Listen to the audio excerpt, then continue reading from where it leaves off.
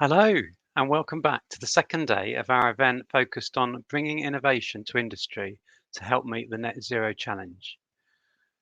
For anyone who wasn't able to join yesterday, I'm Paul McKinney, and I'm a Senior Manager for Technology Programs at the Carbon Trust. We had a really fantastic audience yesterday. I'm delighted to see so many of you back again today. I'm going to ask you, if you were here yesterday, to bear with me while I run through the housekeeping announcements again. So we're broadcasting the event live through an interactive platform, and on the right-hand side of your screen, you'll see various tabs. To send a question to one of our panelists or myself, click on the Q&A tab and press blue plus button to add your question. All questions will be anonymous, and you can also upvote questions that have been asked by other people, which increases the chance that they'll get asked. Anything that we don't answer today, we'll get back to you individually. As we move through the event, the live sessions are shown on the On Now tab on the main event homepage. Once a session is finished, you'll be automatically prompted to join the next session on your screen, but at any time you can click on the Agenda tab and select the session that's live. You can view the full event schedule for the 2 days under the Agenda tab, and you can also see speaker biographies and other information about the subjects we're talking about today on the Resources tab. And then under the Social tab, you can see tweets using our event hashtag #NetZeroIndustry. So we encourage you to get involved online, and please do tag at the Carbon Trust so that we can see it if you do. For organisations interested in taking part in the Industrial Energy Efficiency Accelerator, which is what we'll be talking about a lot today, we encourage you to sign up to our networking platform. At the bottom of the screen, from time to time, there'll be a blue button titled Networking Platform, which will open up a new tab and allow you to register on the platform. And then from that, you can send direct messages and schedule online meetings with others attending the session today. Finally, you can leave and rejoin the event at any time, and all sessions are being recorded.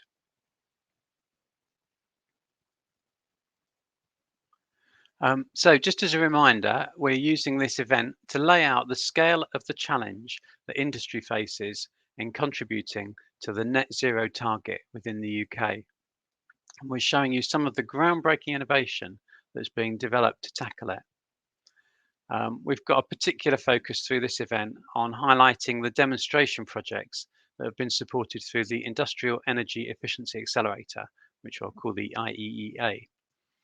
And today's sessions are even more focused on what you as industry and stakeholders can do, and dare I say it, have to do to help us get on that journey to net zero and keep us there and achieve the target.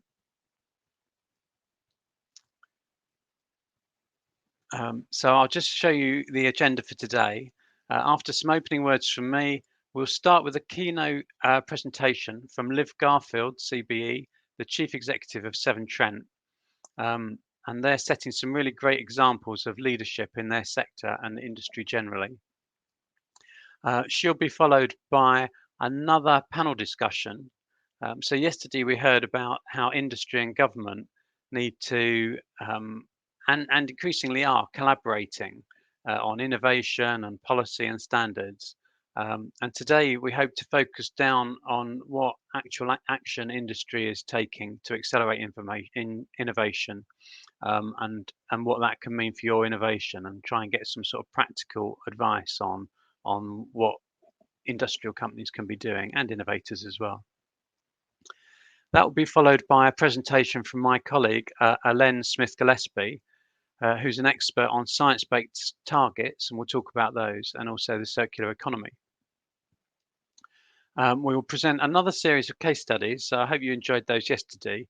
So the remaining companies that have taken part in the IEEA will present their projects, and then after that we'll finish off with some further details of how you can get involved and apply for grant funding through the IEEA programme.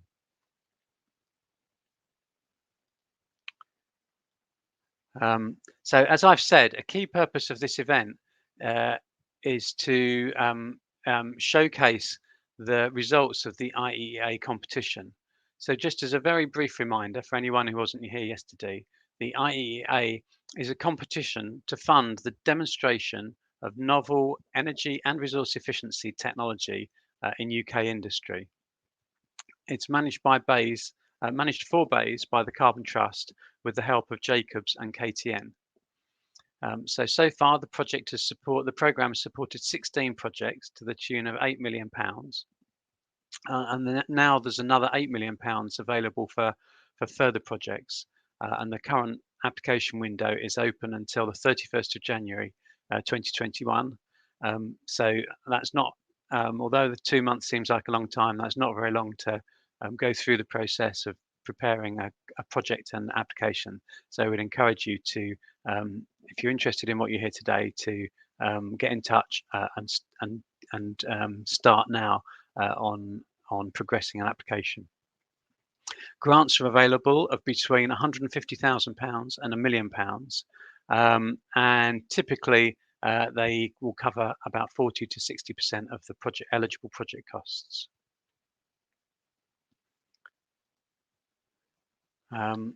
So just to tell you what's coming up later, here's a list of the Iea participant companies that will be presenting later today. And I'd certainly encourage you to stick around, even if they don't appear relevant to the sector that you're specifically in, because a number of these technologies are applicable across many sectors.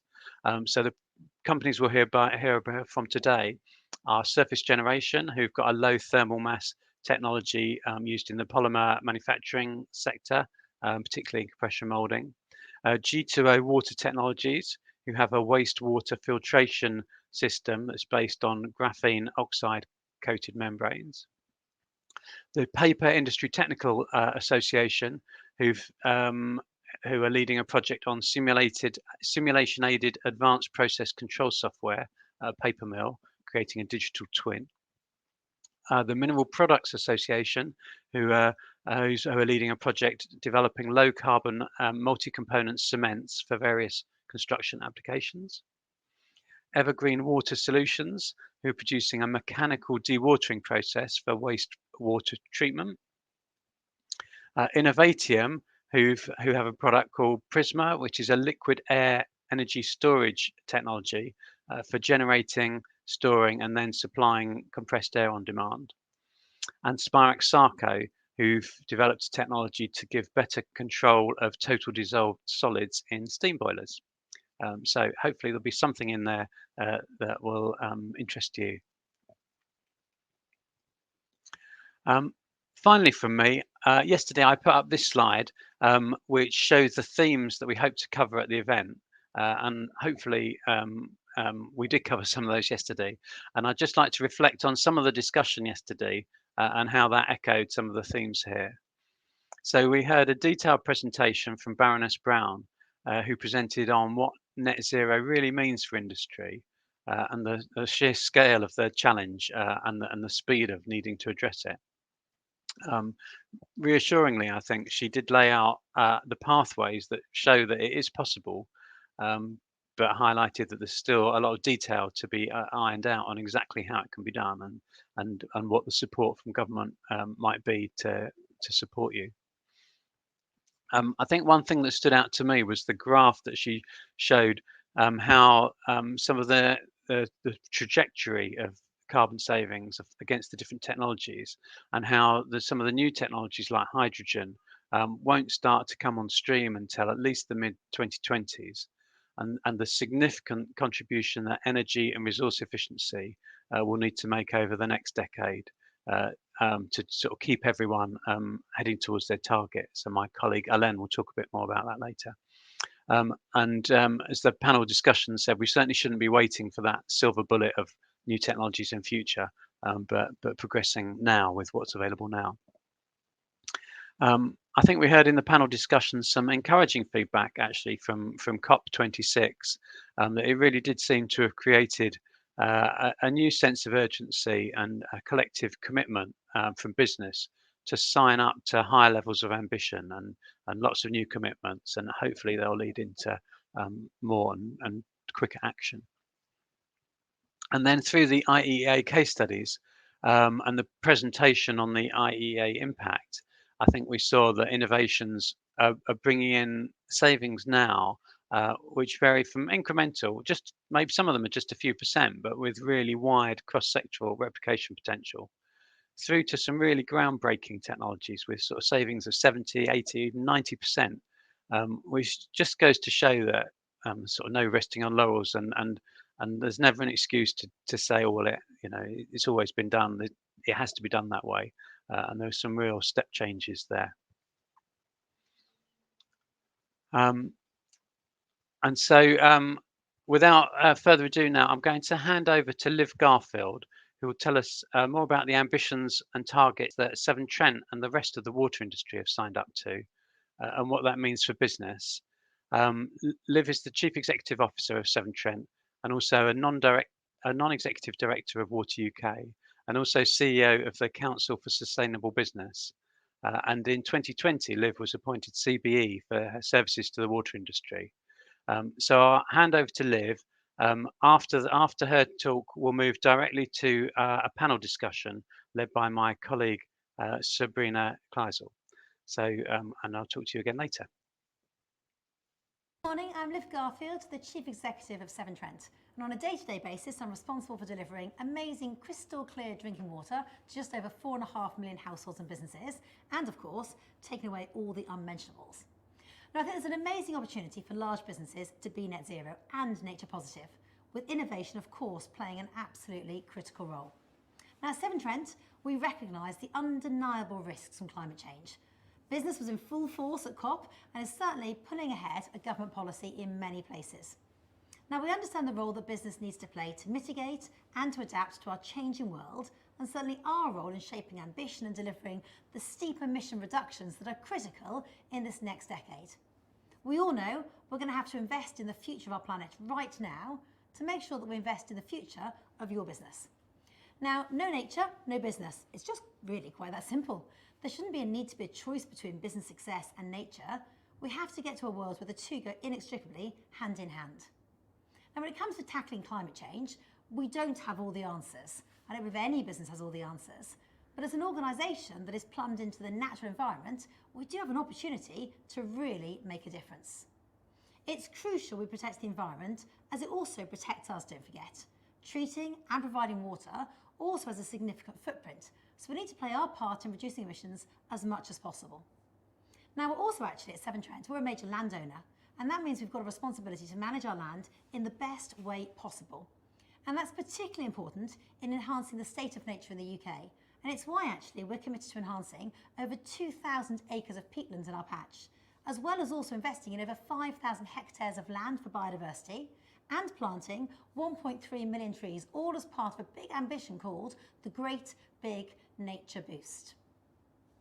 Now, we know water stress will of course be exacerbated by climate change and the nexus of a changing climate, demographic and urbanisation trends. And all of those will cause challenges that are likely to arise from water scarcity and pollution over the coming decades. Now, we want to play our part in the UK's green recovery. Coming out of COVID, there's a real opportunity for large businesses to contribute to a clean energy system. And as an organisation that's here for generations to come, we know that our customers, our regulators and our investors, they've got to trust and believe that we've got this long-term green ambition. And our ability to mitigate and to adapt to climate change will also, of course, impact upon our reputation and upon our attractiveness to investors. So you might say that there's a really big business case across the whole piece. Now, back in 2019, we went to really recognise as a senior team the urgency of the climate crisis. And we launched our triple carbon pledge. And the idea behind that was to achieve net zero operational emissions, 100% renewable energy and 100% electric vehicles, all by 2030. Now, to give you some context, this is not an easy ask for us as a team. We've got a footprint of around 470,000 kilotons of carbon dioxide equivalent every year. We've got 4 steps we'll need to go through to really achieve that net zero ambition by 2030. And this is how we think of it when we plan for our future. The first is around reduction. We need to reduce our process emissions by around 135 kilotons. And this is the hard yard. So, as you can't see, there's gases, of course. So what we want to do is put a lot of work into measuring it through making sure we use drones and thermal imaging and satellites. And the key thing then is to make sure we then optimise and innovate our wastewater treatment processes to, of course, release less emissions and capture those greenhouse gases. The second part of our plan is to replace. And we're going to replace around 200 kilotons of current fossil fuel usage by self-generated renewable energy, procuring the remainder, obviously, as green energy, and transitioning to an electric fleet. And we have about 3,000 vehicles, so that on its own is quite an ambition.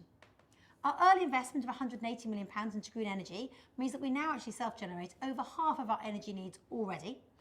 And then we go on to phase 3, which is around remove. And when we remove, we say we're going to remove around 75 kilotons through nature-based solutions.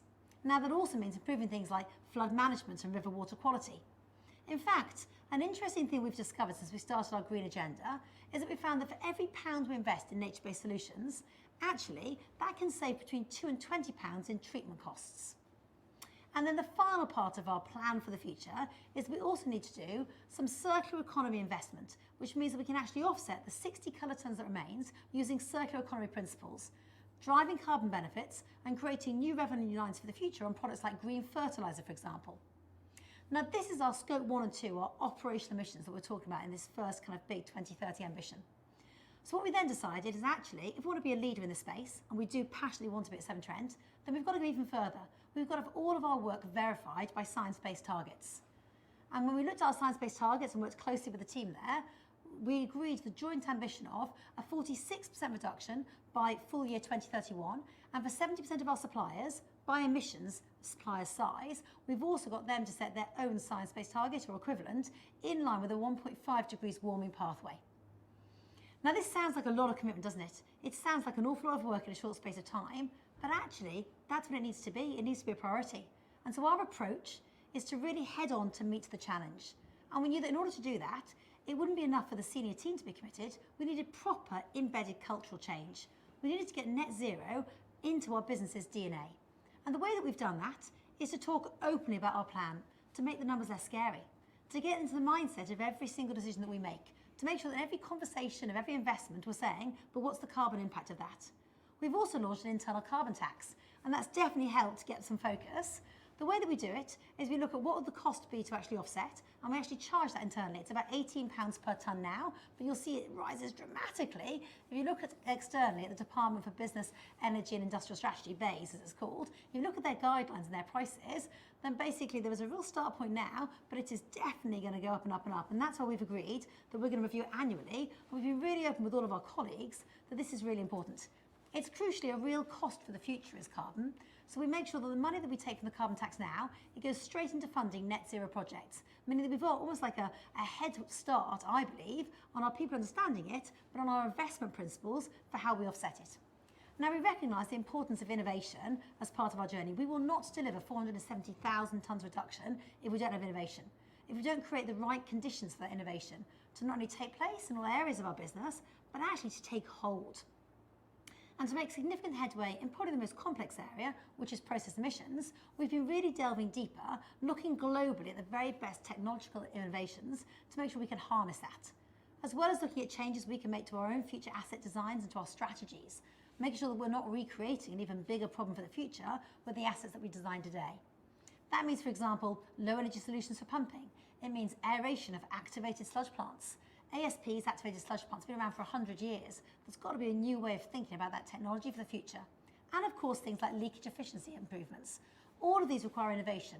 They require investment. They require a mindset that says it's important, but they also require that challenge of actually making sure with everything else you've got on your to-do list, you've got to get those pilots, implement them, and make them become business as usual. Now, as an organisation, we've got a strong track record of innovation. And we've been able to harness that and really educate our people that says it really is a hill that is worth the climb. So we've been partnering already on some brilliant process emissions trials. We've done a fantastic one recently, actually, with CCM Technologies. External funding was actually quite important as part of this because it is quite expensive on something that you hope is going to work, but you don't know for certain. So we did a really good partnership with CCM. We were given a kickstart of a £1 million worth of funding externally from the International Energy Efficiency Accelerator, which is something that was actually managed by the Carbon Trust, as you probably know. And that money really helped us. it helped us actually be braver and bolder. It helped us to work alongside CCM Technologies to carry out a full-scale trial of a brand new wastewater treatment process. One that converts sludge, that waste product at the end of the process, all the unmentionables, and ammonia from our effluent stream, to create waste heat and CO2 from our biogas engines and create all of that into high-grade fertiliser. Now this is fantastic not only as a carbon offset, but also for the planet in terms of the high-quality fertiliser. Now when it comes to managing operational risk in large-scale innovation, you've got to invest some serious money, and that's why we're investing £5.5 million in an industry-leading resource recovery and innovation centre at one of our works. It's called Spurnall Wastewater Treatment Works. And £5.5 million to create the right environment to then bring in scale situations is a huge commitment. But that centre, it actually gives us a real fantastic situation to have a plug and play, a series of different test beds that allow us live, in real life, to be able to develop new technologies, but also undertake demonstrators and trails in a safe, controlled environment, but a real environment. One where actually treating real waste coming through in a real works, but obviously in a more innovative manner. It facilitates the assessment of new processes. It allows us to develop robust process design standards and to understand the operational risks and also the requirements for any of these novel technologies. And if you don't understand those risks and the requirements, you'll never take the big call that says, let's go full live on this and move it out of trial. Now, we can't achieve such transformational change alone.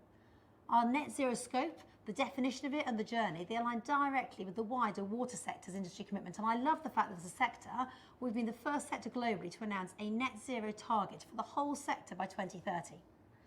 And it's not like we're a sector that will find that easy. Utilities, water in particular, and treating wastewater is a really intensive, high energy intensive process. And that means we're going to need all of the sector to have the approach to innovation, the long-term strategic commitment, as well as thinking to make sure that the risks that will occur, they don't affect our ability to keep going. They don't affect our ability to provide services that at the end of the day are truly essential. And to be leading in a sector means working with others, because of course there are common challenges. And that's one of the things that I love actually, is the chance to say net zero is something we shouldn't be competitive about. This is something, saving the planet has got to be a team game. And so we've been working quite carefully with some of the others to create the first ever actually combined sector water net zero roadmap. And that's an exciting, proud moment. Learning from each other is going to help us find the right solutions. It helps us to accelerate those emissions reductions. But it also brings home to me, certainly, as well as the rest of Severn Trent, the scale of the footprint that collectively we as a sector have. And in turn, how important our contribution is not only to the UK's goals, by city, by region, by nation, but actually, we're probably the leader in the world in this exact space. We can make a genuine planet difference by delivering by 2030. We estimate that water companies will prevent the emission of 10 million tonnes of greenhouse gases by reaching net zero 2 decades earlier than the UK government's legally binding target for 2050. That is an incredible statistic. That is the choice of leadership, that we're going to go 20 years ahead and save those 10 million tonnes. We're going to look to others outside the UK to partner as well. For example, Danish companies to learn from their work on process emissions. Joining forces is something that, again, is a real opportunity for us to learn more, not just in the carbon space, but of course across more areas. We were also delighted actually at Severn Trent, and I know some of our other colleagues across the sector the same, to join the Race to Zero campaign. And you would have seen about 50% of the FTSE 100 companies have signed up to that. We teamed up with other leading companies to commit to halting and reversing the decline of nature as well by 2030 with our announcement at Nature Day at COP26. And I encourage everybody that's involved in really thinking about climate change to think not just about carbon, but to think about nature as the other half of the coin. Get nature positive is going to be essential for any company in tackling climate change. And yet so often we see lots of big announcements on carbon and slightly less on nature. And my final point, I guess, just to bring my speech to a close, will be to those organisations looking to accelerate their net zero target. I think having COP26 in the UK has been fantastic. I think it's seen lots of leading companies step forward, but still too many too silent. And I think leadership is about you're judged on your actions. You're judged on whether, as an organisation, you can say, actually, we created a better future, a better space. And that means you've got to be bold. Not bold just because you know how to do it, actually bold because if you don't set bold targets, then you're going to hold yourself back. So I'm looking to see even more people go bold on ambition and commitment. Something that I love us at Severn Trent to be known for. It needs mobilising resources. It means the whole organisation's got to get on board. You need the scale where people say, actually, I'm going to think about my business model differently. You need every colleague across the organisation, whether it's finance, through to HR, through to construction or whatever, to be saying, how do we spend our money differently? How do we think about it? And certainly for us, we've had to commit to spend £500 million minimum to get to that net zero target, in addition to the hundreds of millions we've already spent. But we know that even though that's a huge amount of money, actually there is a long-term business case for that when we look at our supply chain being the environment. Now, plans will keep evolving. That's the other learning from our journey, is that it won't just be one plan that you then deliver. You've got to keep that mindset open to understand the areas that you know already and the areas where you need to form a new team or a new plan, and just keep understanding that actually technology is coming so quick in this space across the world that you've got to keep your ears open because things will keep changing. I think we'll have to find leaders that want to work with their peers in their sector, that want to work with their supply chain and their partners. Because the more experts you have in your camp, the quicker surely you're going to get to net zero. And that's why we're delighted to be working with the Carbon Trust. We've had a really good relationship for a good few years, and we're loving the fact that we're going to be a pilot in the brand new net zero standard. We're going to be guided and supported by the expertise of people like experts in the Carbon Trust to make sure that we navigate the path to net zero in the most effective journey possible. And I think the last point I make then is you've got to take your stakeholders and employees with you. I think that's our major learning over the last few years for ourselves, is to put our climate change right at the heart of it requires a shareholder vote. It required our shareholders to be fully supportive of our plans and to be backing us every step of the way. And our people are quite simply our best asset, aren't they? They've got to be 100% behind this because ultimately they are the ones delivering net zero. And because you can't do it alone, you need those friends. So I hope this has been helpful to bring to life some of the thoughts that we've made along the journey, to give some sense of the ambition that any utility will be facing, but also, I just want to say once again, a big thank you for the guidance of the Carbon Trust as we get ourselves ready for the next phase of our journey.